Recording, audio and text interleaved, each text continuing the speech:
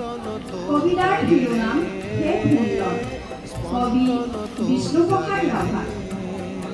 হে সুন্দৰ, চিৰকাম্য, চিৰ আৰাধ্য, জগতৰ চিৰ সুন্দৰ, বিশ্বভৰা তোমাৰেই সৃষ্টি মনোহৰ।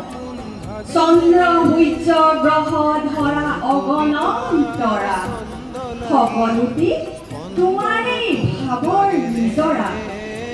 তৰুণ নদী গিৰি বন যত জীৱিকা, সকলো তোমাৰ সেই অন্তৰৰ সুন্দৰ প্ৰকাশ। হে মহাগুণী সৰ্বগুণাকৰ, সৰ্বগুণৰ আধাৰ, সৃষ্টিৰ গুণত তোলা অসীম মহাশব্দৰ ঝংকাৰ। উঠক ঝংকাৰী এই কোমলীয়া হৃদয়ৰ সূক্ষ্ম তন্ত্ৰীতাৰ।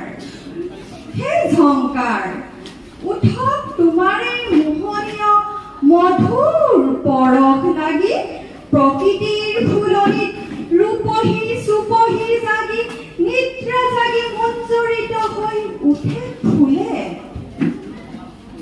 তন্দাটোৰ আঁখি পাহি মেলি, বিশ্বময় তোমাৰেই বেদ মধুবাণী।